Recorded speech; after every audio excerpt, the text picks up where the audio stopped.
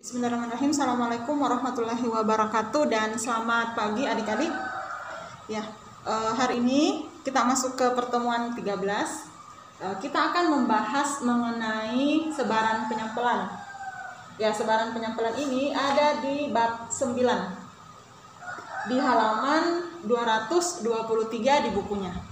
Adik-adik, untuk materi sebaran penyampelan ini kita telah memasuki ranah statistika inferensial.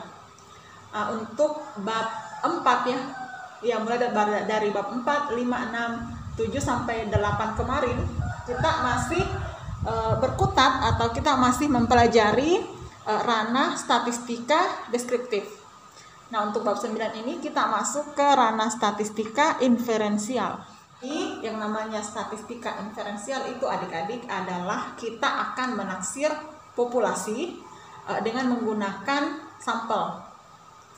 Ya, untuk populasi yang jumlahnya cukup besar, kadang-kadang kita mengambil atau mempartisi populasi itu menjadi beberapa sampel yang berbeda dan juga tidak terhingga banyaknya. Hal itulah yang akan kita pelajari di bab 9 ini, yaitu mengenai sebaran penyampelan itu. Untuk bab 9 ini materinya cukup padat adik-adik, jadi saya hanya akan berfokus untuk memberikan rumusnya dan kemudian kita akan membahas contoh soalnya.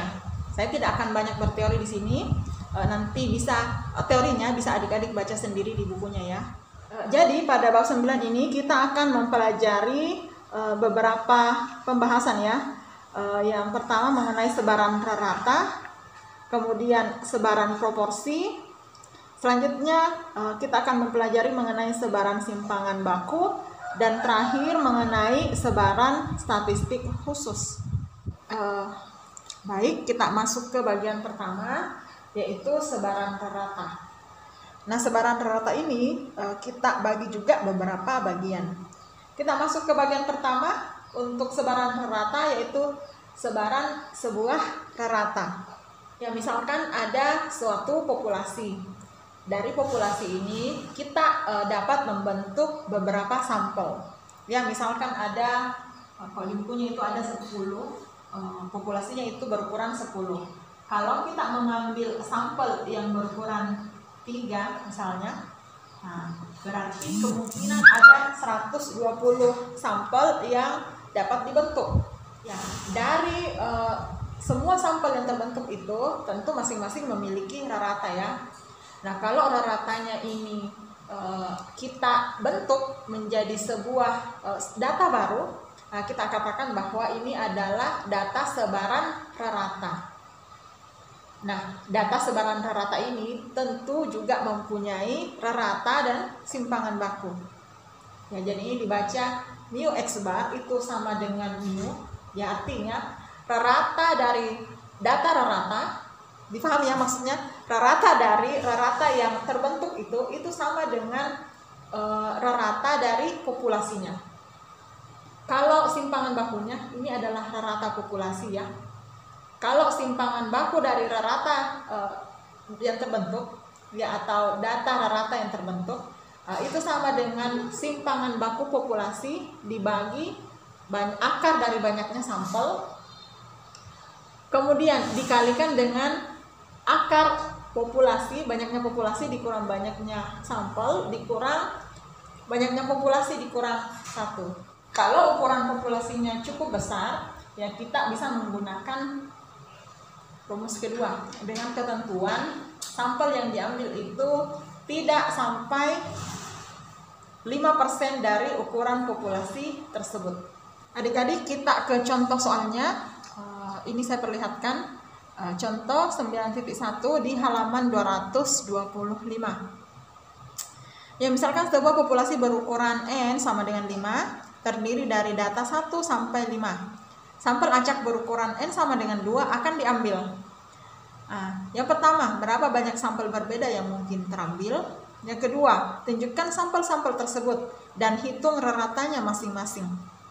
Yang ketiga, buatlah sebaran penyampelan rata tersebut dan tunjukkan bahwa rumus mu x sama dengan mu mu X bar sama dengan mu, dan sigma X bar itu sama dengan sigma per akar N dikali N besar dikurang N kecil per N besar dikurang 1 berlaku. Ya, berhubung jawabannya agak panjang ya adik-adik, jadi saya jelaskan saja mengenai contoh soal ini. Ya, kita ke nomor 1 dulu. Berapa banyak sampel berbeda yang mungkin terambil? Berarti kita akan mengambil kombinasi 2 dari 5. Yaitu jawabannya ada 10. Jadi data sampel yang mungkin terbentuk itu, atau banyaknya sampel yang mungkin terbentuk itu ada 10. Dan bagian kedua kita akan menunjukkan sampel-sampel tersebut yang mana saja, dan diminta untuk menghitung raratannya. Ya, karena ukuran sampelnya cukup kecil, jadi untuk mendaftar data-datanya atau sampel-sampel tersebut itu tidak terlalu menyusahkan ya, atau tidak terlalu panjang. Nah, untuk data-datanya sendiri atau data sampelnya sendiri, kita bisa menggunakan pasangan terurut. Ya, datanya tadi mulai dari 1 sampai 5. Nah, seperti ini. Pasangan terurutnya 1,2, 1,3 dan seterusnya. Nah, untuk raratannya ya ini kita pakai rarata hitung ya. Berarti 1 ditambah untuk sampel 1 dan 2, berarti rarata hitungnya itu 1 tambah 2 per 2. Nah, berarti 3 per 2 kita dapat 1,5. Ya, demikian seterusnya sampai sampel terakhir. Jadi kita ke bagian 3, yaitu sebaran penyampelan rarata. Sebenarnya untuk sebaran penyampelan sendiri, yaitu cukup dengan kita cantumkan nilainya saja. Oke, nilainya didapat dari sini, nilai raratanya ya, dan frekuensinya. Tetapi kalau diminta sebaran peluang penyampelan raratanya, berarti kita tambahkan 1 kolom lagi, yaitu kolom peluang. Kita lihat ya adik-adik, untuk mengisi kolom-kolom ini ya, rarata 1,5 itu ada 1. Kemudian untuk rarata 2 itu ada 1. Iya, 1 ya. Kemudian untuk rarata 2,5 itu kita dapatkan ini 1, ini 2. Ya, ada 2. Nah, untuk 3 juga seperti itu, kita dapat 1, 2 ya, jadi ada 2, dan seterusnya seperti itu ya, sampai rarata ke 10 yaitu 4, atau data ke 10 yaitu 4,5. Untuk mengisi kolom peluangnya ya, untuk frekuensinya dibagi dengan banyaknya data. Jadi karena ini frekuensinya 1, oke. Data 1,5 itu frekuensinya 1, sementara jumlah datanya itu ada 10. Berarti 1 per 10 kita dapat 0,1. Kemudian begitu juga dengan data-data yang lain. Penentuan nilai peluang ini sebenarnya penting untuk pembuktian rumus ya, karena di bagian C itu kita diminta membuktikan rumus ini berlaku ya, sehingga kita perlu menambahkan kolom peluang untuk membuktikan rumus tersebut. Di sini kita lihat ya, HX atau harapan itu dia setara dengan nilai rarata. Jadi ingat ya, rarata sama dengan rata-rata sama dengan harapan. Ya, jadi itu setara semua. Nah, sekarang kita lihat ya bahwa nilai harapannya itu, perhatikan ini adalah harapan untuk sebaran peluang. Kita adik-adik masih ingat ya bahwa pada beberapa pertemuan sebelumnya ya, di bab 3 itu kita membahas mengenai sebaran peluang acak ya. Nah, saya buka bab 3-nya ya, di halaman 57. Di situ membahas mengenai rarata atau nilai harapan dan juga sigma kuadrat atau variansinya. Perhatikan nilai rarata atau nilai harapannya, yaitu rumusnya sigma, kemudian XI dikali PI ya, atau nilainya dikali peluangnya. Ya, untuk mendapatkan nilai harapannya kita kalikan nilainya dengan peluangnya, kemudian disigmakan atau dijumlahkan secara keseluruhan. Nah, 1,5 dikali 0,1, kemudian ditambah 2 dikali 0,1 dan seterusnya. Terakhir 4,5 dikali 0,1. Totalnya kita dapat 3. Sehingga kita dapatkan nilai raratanya adalah 3. Kemudian untuk variansinya, perhatikan kembali rumus variansinya adik-adik. Itu ada di halaman 58. Untuk nilai variansinya kita lihat rumusnya itu sigma, ini saya perdekatkan.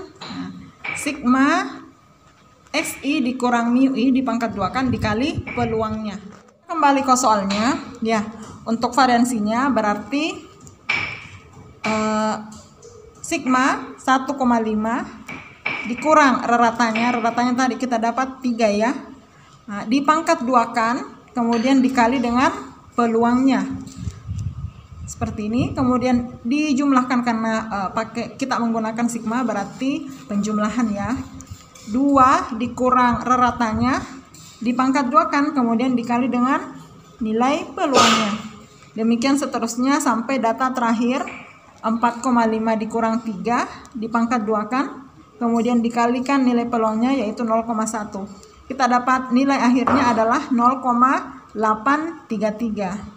Kemudian untuk mendapatkan sigmanya atau simpangan bakunya, nilai variansi ini kita akarkan ya, sehingga kita dapat simpangan bakunya atau standar deviasinya itu sama dengan akar dari 0,833, kita peroleh 0,9129. Ya, perhatikan hasil output SPSS-nya. Ini kita langsung lihat ya bahwa sampelnya itu ada 10, kemudian rata-ratanya itu ada 3, standar deviasinya itu 0,9129 dan variansinya 0,33. Seperti itu. Jadi kalau menggunakan SPSS itu memudahkan pekerjaan kita dan juga tingkat ketelitiannya tentu saja akan lebih baik dibandingkan kalau kita mengerjakannya secara manual. Kita akan membuktikan rumus di bagian C itu. Jadi untuk menggunakan rumus simpangan baku ini ya, kita memerlukan simpangan baku dari populasinya ya. Ini kan simpangan baku untuk data yang baru atau simpangan baku untuk reratanya ya. Simpangan baku untuk populasi kita mendapatkannya dengan menggunakan rumus simpangan baku yang telah kita pelajari sebelumnya ya. Nah, di sini ditentukan bahwa simpangan baku yang digunakan adalah rumus yang ini. Nah, setelah itu kita peroleh nilainya itu sama dengan 1,5811 dan rata dari populasinya ya, data ini 5 data ini kita tentukan rata-ratanya, kita dapat seperti ini. Untuk simpangan bakunya itu seperti ini dengan menggunakan rumus yang ini. Dipahami ya? Setelah itu nilai simpangan baku ini kita akan substitusi masuk ke rumus simpangan baku rata ya. Itu sama dengan sigma per akar n kecil ya, dikali akar n besar dikurang n kecil per n besar dikurang 1. Jadi seperti ini. Akar 2 di sini karena ukuran sampelnya itu adalah 2. Jadi n di sini adalah ukuran sampel ya.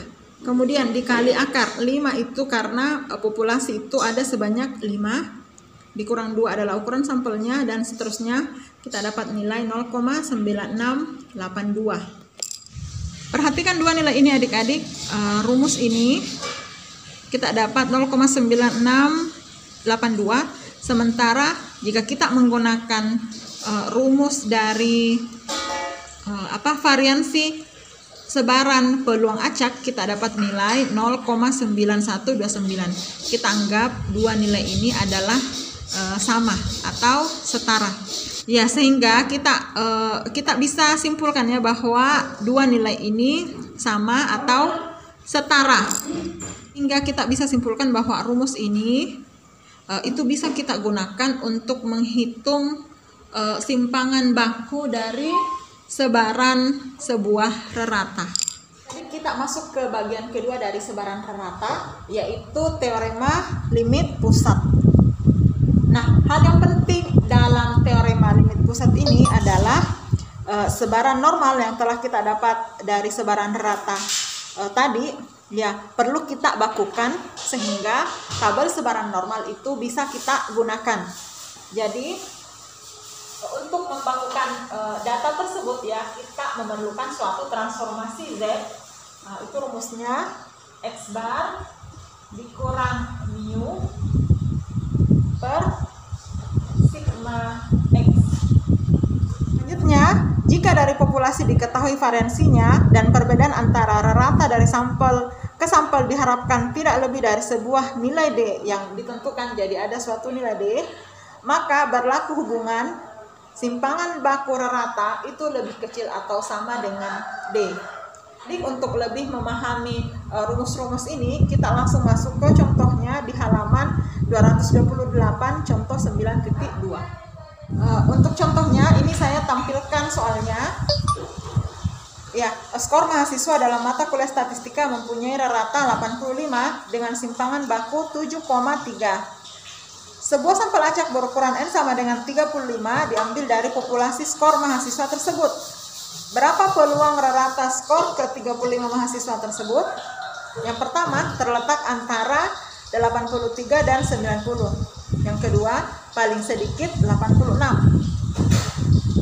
Jika nilai rata dari sampel yang satu dengan sampel lainnya dari populasi tersebut, perbedaannya diharapkan tidak lebih dari 1,5, tentukan ukuran sampel minimal yang harus diambil. Nah, untuk menjawabnya kita tulis terlebih dahulu yang diketahui. Ini saya langsung saja ya. Rata-rata populasinya itu 85, kemudian simpangan baku populasinya 7,3. Banyaknya sampelnya itu sama dengan 35. Rata untuk sebaran sampel pertama itu 83, kemudian rata untuk data atau sebaran data sampel kedua itu 90, dan D-nya itu sama dengan 1,5.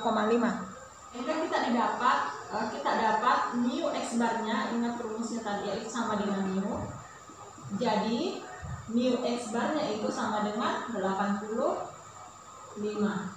Nah, untuk simpangan baku ratanya itu sama dengan, jadi ingat ya, ada dua rumus yang saya berikan tadi. Rumus pertama itu kalau populasinya diketahui dan jumlahnya tidak terlalu banyak dari sampel yang kita ambil. Kemudian yang kedua itu populasinya jumlahnya tidak diketahui dan diasumsikan bahwa populasinya cukup besar jika dibandingkan dengan sampelnya. Nah, untuk soalnya populasinya tidak diketahui ya, berarti kita akan anggap bahwa populasinya cukup besar jika dibandingkan dengan sampelnya. Berarti kita akan menggunakan rumus kedua, yaitu sigma per akar N sama dengan 7,3 per akar 35 oleh nilai 1,23. Jadi untuk menentukan peluang rata skor ke 35 mahasiswa itu terletak antara 83 dan 90, kita akan menggunakan tabel sebaran distribusi normal, yaitu tabel Z. Untuk itu kita akan mentransformasikan data yang kita miliki dengan transformasi Z. Untuk Z1 itu sama dengan X bar 1 dikurang mu per sigma X bar. Berarti X1 nya itu kita dapat 83 dikurang 85 per 1,23. Jadi kita dapat nilai min 1,63. Kemudian untuk Z2 berarti X bar 2 dikurang mu per sigma X bar. Di sini kita dapat 90 dikurang 85 per 1,23. Sini kita dapat nilai 4,07. Kita akan mencari nilai peluang untuk nilai Z antara min 1,63 dengan 4,07 dengan menggunakan tabel sebaran distribusi normal baku yang ada di lampiran C halaman 379. Karena itu perhatikan terlebih dahulu gambarnya atau visualisasinya adik-adik di sini. Anggap saja gambarnya simetris ya. Di sini adalah 0. Nah, kemudian berarti kita akan mencari nilai di sini ya min 1,63 sampai 4,07. Untuk memudahkan kita akan membagi dua selangnya, yaitu mulai dari min 163 sampai 0 dan 0 sampai 4,07. Min 1,63 lebih kecil 0 dan mulai dari 0 lebih kecil z lebih kecil 4,07. Ya, kita akan lakukan seperti itu karena tabel yang tersedia itu hanya memuat nilai setengahnya saja ya, setengah kurva saja, sehingga kita akan membaginya menjadi dua selang. Ya, ingat kembali ya bahwa luas daerah di bawah kurva itu totalnya sama dengan 1. Jadi untuk setengah bagian itu luasnya 0,5. Ya, jadi kita akan mencari luas di bawah kurva dari selang min 1,63 sampai 0. Nah, berarti kurvanya di sini ya, min 1,63 sampai 0 di sini. Nah, jadi kita ambil yang positif saja. Nah, kita cari 1,6. Ini dia 1,6. Saya dekatkan.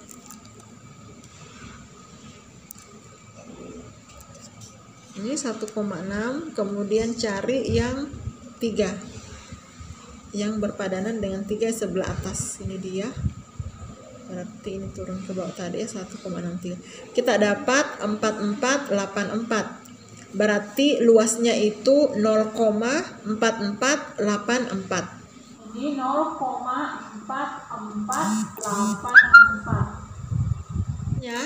Kita akan mencari luas dari 0 sampai titik 4,07. Ya, berarti kita cari 4,07 saja. Cari yang 4. Saya perjelas dulu adik-adik. Ya, cari yang 4. Ups, sampai di bawah itu yang paling tinggi 3,9. Nilainya itu sudah iya 0,5. Semuanya 0,5. Berarti kita asumsikan bahwa untuk titik di atas 3,9 berarti mulai 4,00 ke atas, luasnya itu sama dengan 0,5. Sehingga untuk selang min 1,63 sampai 4,07 ya, berarti kita akan menjumlahkan dua selang di atas ya. Berarti ini adalah penjumlahan dua selang sebelumnya. Berarti kita dapat nilainya 0,9484. Adik, saya lupa visualisasikan tadi ya. Saya lupa arsir luasnya. Ya, ini kita mencari luas dari min 163 sampai 4,07. Berarti ini luas daerahnya yang akan kita cari ya. Nah, seperti ini. Untuk bagian A2 itu caranya mirip-mirip dengan bagian A1 tadi ya. Saya langsung lanjut saja ke bagian B. Nah, di sini sigma x bar itu lebih kecil atau sama dengan suatu nilai rata dari sampel yang satu dengan sampel yang lainnya. Nah, nilainya di sini saya tulis dulu rumusnya ya. Untuk simpangan baku rata itu sama dengan simpangan baku populasi per N lebih kecil dari 1,5. Kemudian sigmanya tadi kita dapat nilai itu sebesar 7,3. Nah, kita akan menentukan berapa sampel yang harus kita ambil sehingga nilai ini atau ketidaksamaan ini berlaku. Jadi ini kan sama dengan 7,3 itu lebih kecil dari 1,5 dikali akar N. Berarti 7,3 dibagi 1,5 itu lebih kecil dari akar N. Ya, di sini kita dapat nilai 4,867 itu lebih kecil dari akar N. Ini kalau dipangkat duakan masing-masing kita dapat di sini 23,72 itu lebih kecil dari N. Jadi kita perhatikan ya, ini nilainya kita bulatkan menjadi 24. Jadi ukuran sampel minimal yang harus diambil adalah 24. Untuk ukuran sampel minimalnya kita selalu membulatkan ke atas ya.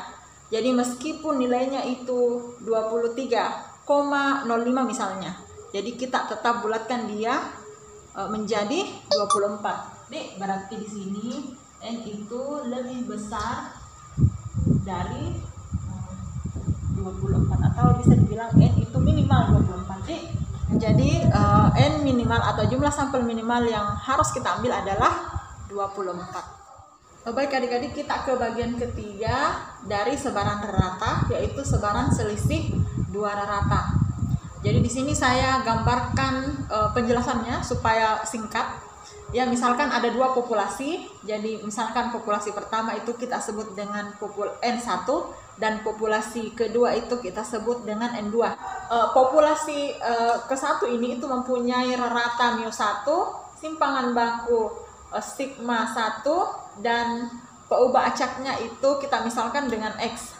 Sedangkan untuk populasi kedua, ratanya itu μ2, simpangan bakunya adalah sigma 2, dan peubah acaknya kita misalkan sebagai Y. Nah, dari populasi 1 ini ya kita akan mengambil sampel ya yang berukuran, anggaplah berukuran N1. Nah, dari sampel yang terbentuk ini, kita menghitung rata-ratanya masing-masing. Kita dapat misalkan rata-ratanya itu X bar 1, X bar 2 sampai X bar K. Jadi misalkan kemungkinan sampel yang dapat dibentuk dari populasi 1 itu sebanyak K. Nah, untuk populasi kedua kita akan mengambil sampel yang berukuran misalkan N2. Nah, dari banyak sampel atau banyaknya kemungkinan sampel yang bisa diambil dari populasi kedua ini, itu kita hitung rata-ratanya masing-masing. Kita akan mendapatkan Y bar 1, Y bar 2, dan seterusnya sampai Y bar R. Jadi banyaknya sampel yang bisa diambil dari populasi 2 ini itu sebanyak R. Setelah itu, kalau misalkan kita mengambil selisih dari rata sampel dari populasi pertama dengan rata sampel dari populasi kedua, ya kita akan mendapatkan hubungan seperti ini. Ya, X bar I dikurang Y bar J. Y bar J, di mana I itu untuk populasi pertama dan J itu untuk populasi kedua. Ya, sebaran data yang terbentuk dari semua selisih rata ini, nah, itu kita akan menentukan atau kita akan mendapatkan rata dari selisih data yang terbentuk. Nah, berikut juga simpangan bakunya. Nah, rumus untuk rata dari data baru yang terbentuk ini itu sama dengan μ1 dikurang μ2. Berarti mu X bar R dikurang Y bar R itu sama dengan μ1 dikurang μ2. Jadi ini dikurang. Kemudian untuk simpangan baku dari X bar dikurang Y bar itu sama dengan akar sigma 1 kuadrat per N1 ditambah sigma 2 kuadrat per N2. Selanjutnya, untuk membuat sebaran normal ini menjadi sebaran normal baku, kita akan menggunakan transformasi Z seperti ini. Z sama dengan X bar dikurang Y bar dikurang mu 1 dikurang mu 2 per sigma X bar dikurang Y bar. Kita masuk ke contohnya adik-adik. Jadi ini contohnya saya tampilkan di sini ya. Diketahui bahwa rata skor statistika untuk mahasiswa lelaki 63 dengan simpangan baku 4,2 dan rata skor statistika untuk mahasiswa perempuan itu 52 dengan simpangan baku 3,9. Misalkan X bar dan Y bar masing-masing menyatakan rata sampel skor statistika mahasiswa untuk lelaki dan perempuan dengan ukuran sampel yang sama dengan 120. Tentukan peluang yang menyatakan bahwa perbedaan rata skor statistika kedua kelompok mahasiswa tersebut paling sedikit 10. Ya, jadi kita tulis yang diketahui terlebih dahulu. Jadi ukuran sampel untuk populasi pertama itu sama dengan ukuran sampel untuk populasi kedua, yaitu sama-sama 120. Kemudian rata dari populasi itu sebesar 63 dan simpangan bakunya 4,2. Kemudian untuk populasi kedua ratanya itu 52 dan simpangan bakunya 3,9. Yang ditanyakan adalah peluang bahwa perbedaan rata skor statistika kedua kelompok mahasiswa tersebut paling sedikit 10. Nah, sebelum kita menjawabnya, ya kita perhatikan ya bahwa perbedaan ratanya kalau kita lihat secara kasat mata 63 dengan 52 itu selisihnya ada 11 ya. Nah, kemudian di sini pertanyaannya itu perbedaannya atau selisihnya itu paling sedikit 10. Nah, ini yang kita mau cari peluangnya. Kalau kita pikir secara logika, ratanya ini selisihnya itu ada 11. Kemudian yang ditanyakan itu paling sedikit 10. Berarti pertanyaannya ini logis ya. Artinya bisa kita teruskan. Sekarang kita akan menggunakan transformasi Z ya, X bar dikurang Y bar dikurang mu 1 kurang mu 2 per sigma X bar dikurang Y bar. Jadi kita akan tentukan sigma X bar dikurang Y barnya terlebih dahulu. X bar atau sigma X bar dikurang Y bar itu sama dengan sigma 1 kuadrat berarti 4,2 kuadrat per N1. N1 nya adalah 120 ditambah 3, di sini sigma 2 kuadrat berarti 3,9 kuadrat per 120 kuadrat per 120. Di sini kita dapat langsung saja ya, jawabannya itu sama dengan 0,5232. Ini kita akan masukkan ke rumusnya. Nah, tadi ini kita mau mencari selisihnya itu paling sedikit 10 ya, berarti ini kita anggap sama dengan 10. Kemudian dikurang selisih dari dua rata ini, berarti 63 dikurang 52 itu 11 deh. 11 per 0,5232. Nah, ini pasti bernilai minus. Kita dapat di 1,91. Jadi kita akan mencari peluang untuk, saya tulis di sini saja ya, peluang untuk Z-nya itu lebih besar dari min 1,91. Kalau di sini saya gambarkan grafiknya, grafik untuk kurva Z, anggap saja bagus gambarnya. Nah, di sini 0, di sini min 1,91. Jadi kita akan mencari luasnya ini.